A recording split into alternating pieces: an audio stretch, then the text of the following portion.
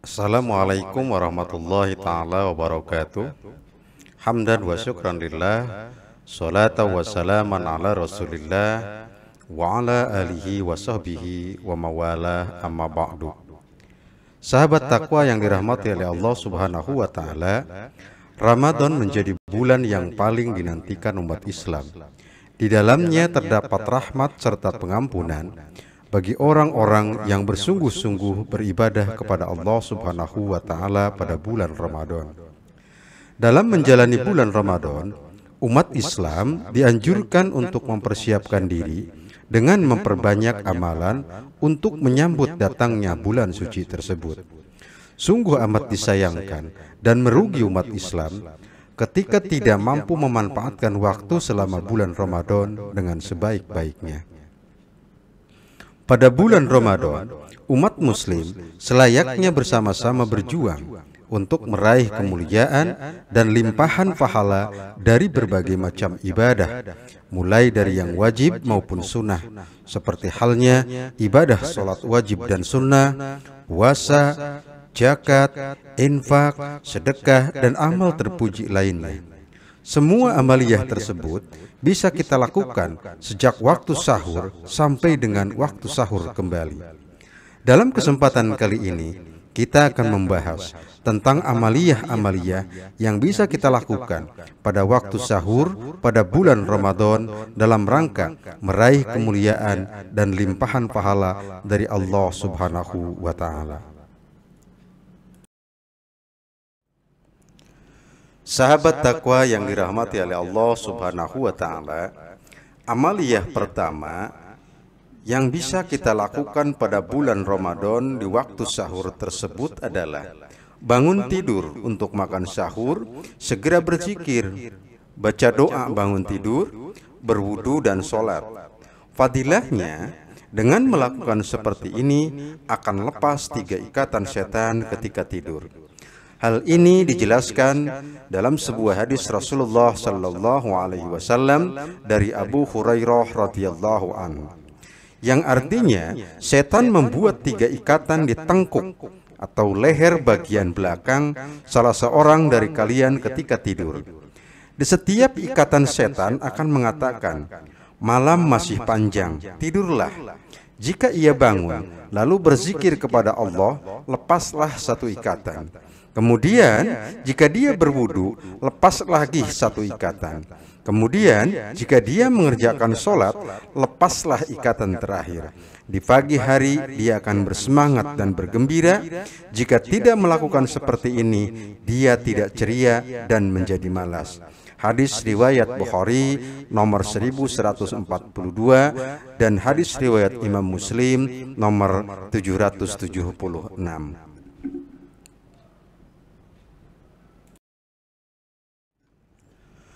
Sahabat takwa yang dirahmati oleh Allah subhanahu wa ta'ala, amaliyah yang kedua yang kita bisa lakukan dalam waktu sahur tersebut adalah lakukan sholat tahajud walaupun hanya 2 atau 4 rakaat. Lalu menutup dengan sholat witir jika belum melakukan sholat witir ketika sholat tarawih.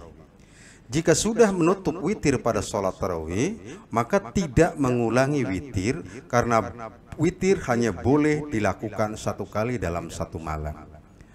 Adapun fadilah dan keutamaan sholat tahajud ini dijelaskan dalam berbagai macam keterangan Rasulullah sallallahu alaihi wasallam. Yang pertama, keutamaan sholat tahajud adalah sebagai tambahan amaliyah untuk diangkat derajat di sisi Allah subhanahu wa ta'ala. Hal ini Allah subhanahu wa ta'ala jelaskan dalam Quran surat Al-Isra ayat yang ke-79. Dan pada sebagian malam, lakukanlah sholat tahajud sebagai suatu ibadah tambahan bagimu. Mudah-mudahan Tuhanmu mengangkatmu ke tempat yang terpuji. Yang kedua, keutamaan dari sholat tahajud adalah sebaik-baiknya sholat sunnah. Karena hal ini dijelaskan oleh Rasulullah Sallallahu Alaihi Wasallam di dalam sebuah hadis yang diriwayatkan dari Abu Hurairah. Sebaik-baiknya puasa setelah puasa Ramadan adalah puasa pada bulan Allah, yakni bulan haram atau bulan Muharram. Sebaik-baiknya solat setelah solat wajib adalah solat malam. Hadis riwayat Muslim nomor 1163. Yang ketiga, keutamaan dari solat tahajud adalah solat tahajud adalah kebiasaan orang-orang soleh dan bisa menghindarkan dari berbagai macam dosa dan berbagai macam penyakit. Dijelaskan oleh Rasulullah Sallallahu Alaihi Wasallam dalam sebuah hadisnya, hendaklah kalian melaksanakan qiyamul lail, yaitu solat tahajud atau solat malam. Karena solat malam atau solat tahajud adalah kebiasaan orang-orang soleh sebelum kalian dan membuat kalian lebih dekat kepada Allah. Salat malam dapat menghapuskan kesengsaraan dan dosa di hadapan Allah Subhanahu wa taala.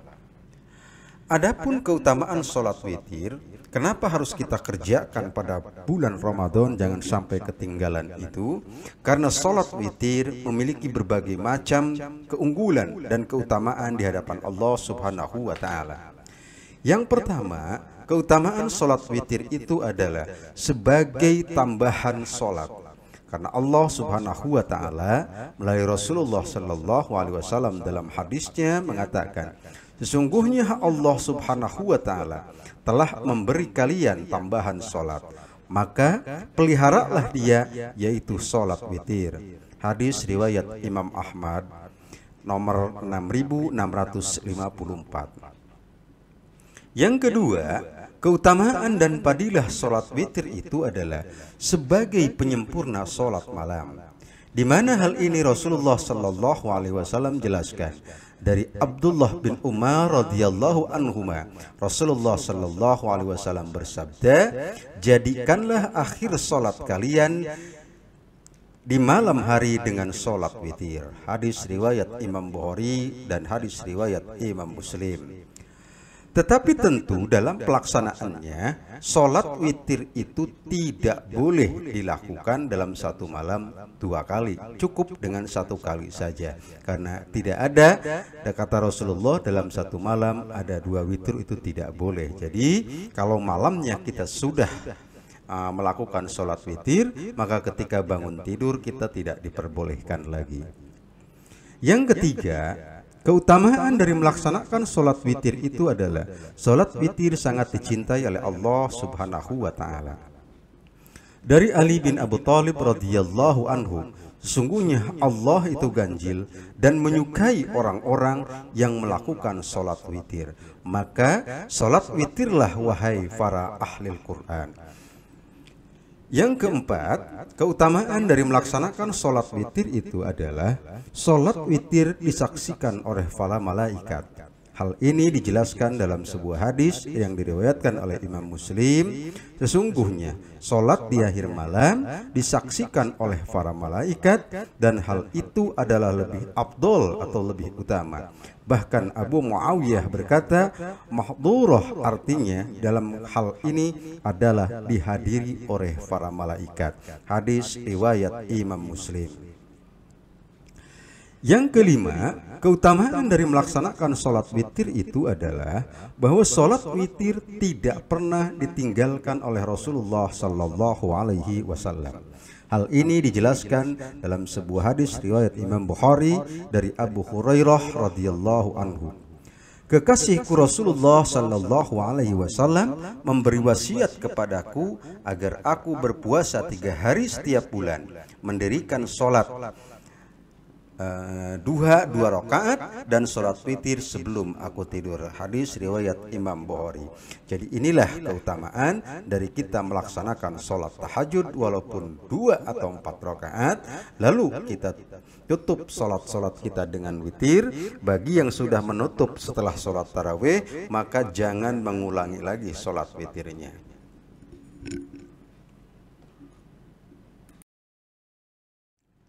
Sahabat takwa yang dirahmati oleh Allah Subhanahu wa taala, amaliyah ketiga yang bisa kita lakukan pada bulan Ramadan di waktu sahur itu adalah setelah sholat berdoa sesuai dengan hajat yang diinginkan. Karena sepertiga malam terakhir atau waktu sahur adalah waktu terkabulnya doa di hadapan Allah Subhanahu wa taala. Hal ini dijelaskan oleh Rasulullah sallallahu alaihi wasallam dari Abu Hurairah radhiyallahu anhu. Yanzilu Rabbuna tabaraka wa ta'ala kulla lailatin ila sama'id dunya hina yabqa thuluthul lailil akhir yaqulu man yad'uni fastajiba lahu wa man yas'aluni fa'utiyahu man yastaghfiruni fa'aghfir lahu. Rabb kita tabarakallahu ta'ala turun ke langit dunia ketika tersisa sepertiga malam terakhir. Lantas Allah Subhanahu wa ta'ala berfirman, siapa saja yang berdoa kepadaku, maka aku akan kabulkan. Siapa yang meminta kepadaku, maka akan aku beri. Siapa yang meminta ampunan kepadaku, maka akan aku ampuni. Hadis riwayat Bukhari nomor 1145 dan riwayat Imam Muslim nomor 758. Jadi jelas waktu sahur adalah waktu terkabulnya doa, sehingga selayaknya kita sebagai orang yang berpuasa pada bulan Ramadan bermunajat kepada Allah di waktu sepertiga malam terakhir, yakni pada waktu sahur. Sahabat takwa yang dirahmati oleh Allah Subhanahu wa ta'ala, amaliyah yang keempat yang bisa kita lakukan pada waktu sahur di bulan Ramadan adalah melakukan persiapan untuk makan sahur lalu menyantapnya. Kenapa? Karena harus kita ingat bahwa dalam makan sahur terdapat keberkahan yang akan diturunkan oleh Allah Subhanahu wa ta'ala. Walaupun barangkali sahurnya kita makan makanan cuma sedikit, tetapi paksakan kita untuk makan sahur karena itu adalah nilai sunnahnya di hadapan Allah. Hal ini dijelaskan oleh Rasulullah sallallahu alaihi wasallam dari hadis riwayat Imam Muslim dan juga riwayat Imam Bukhari dari Anas bin Malik radhiyallahu anhu. Ia berkata bahwa Rasulullah sallallahu alaihi wasallam bersabda, "Tasahharu fa inna fis suhur barakatan." Makan sahurlah kalian karena dalam makan sahur terdapat keberkahan. Muttafaqun alaih. Sahabat takwa yang dirahmati oleh Allah Subhanahu wa ta'ala, amaliyah kelima yang bisa kita lakukan pada waktu sahur pada bulan Ramadan adalah sambil menunggu azan subuh, memperbanyak istighfar dan menyempatkan membaca Al-Qur'anul Karim. Allah Subhanahu wa ta'ala berfirman, wal mustaghfirina bil ashar, dan orang-orang yang meminta ampun di waktu sahur. Quran surat Ali Imran ayat yang ke-79. Dalam konteks sebuah hadis, Rasulullah Shallallahu Alaihi Wasallam bersabda tentang kenapa kita harus menyempatkan diri membaca Quran sambil menunggu adzan subuh itu. Aktivitas baca Al-Quran dapat dilihat dari aktivitas makan sahur di masa Nabi Shallallahu Alaihi Wasallam. An Anas bin Malik anna Nabiy sallallahu alaihi wasallam wa Zaid bin Thabit tasahhara falamma faraga min suhurihima qama Nabiy sallallahu alaihi wasallam ila sholati fa shalla qulna al Anas kam kana baina faraghihima min sahurihima wa dukhulihima fi sholati qala ka qadri ma yaqra'u ar-rajulu 50 ayah. Dari Anas bin Malik radhiyallahu anhu bahwasanya Nabi sallallahu alaihi wasallam dan Zaid bin Sabit pernah makan sahur Ketika keduanya selesai dari makan sahur, Nabi Shallallahu Alaihi Wasallam berdiri untuk sholat. Lalu beliau mengerjakan sholat. Kami bertanya kepada Anas tentang berapa lama antara selesainya makan sahur mereka berdua dan waktu melaksanakan sholat subuh. Anas menjawab, yaitu sekitar seseorang membaca 50 ayat Al-Quran. Maknanya apa? Ada jeda yang dilakukan oleh Rasulullah setelah santap sahur, menunggu sholat subuh atau menunggu azan subuh, beliau membaca Al-Quranul Karim minimal 50 ayat. Sahabat takwa yang dirahmati oleh Allah Subhanahu wa Ta'ala, amaliyah keenam yang bisa kita lakukan pada waktu sahur yaitu bagi yang berada dalam keadaan junub, maka segera mandi wajib. Memang masih dibolehkan masuk waktu subuh dalam keadaan junub dan tetap berpuasa. Termasuk juga masih boleh masuk waktu subuh dalam keadaan belum mandi suci dari haid. Hal ini dijelaskan dalam sebuah hadis Rasulullah Sallallahu Alaihi Wasallam dari Siti Aisyah radhiyallahu anha. Rasulullah Sallallahu Alaihi Wasallam pernah menjumpai waktu fajar di bulan Ramadan dalam keadaan junub, bukan karena mimpi basah. Kemudian beliau mandi dan tetap berpuasa. Hadis riwayat Imam Muslim nomor 1109. Dalam konteks hadis yang lain dijelaskan, hadis di atas yang tadi kita bahas ini dipertegas lagi. Di mana?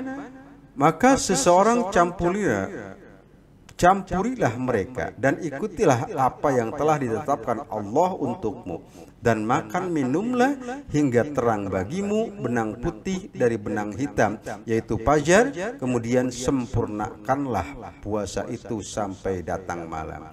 Ini adalah ayat Al-Quran, Quran Surat Al-Baqarah ayat yang ke-187 yang menjelaskan memang dibolehkan masuk waktu subuh ya dalam keadaan puasa, tetapi kita masih dalam keadaan junub. Tetapi catatannya, mandi junub sebelum fajar atau sebelum subuh tiba lebih afdol, walaupun kalau mandi setelah fajar subuh terbit dibolehkan, dan boleh menjalankan puasa pada hari tersebut ya. Hal ini bisa kita lihat dalam kitab Syekh Mustafa Al-Bugha dalam Al-Fiqh Al-Manhaj halaman 348.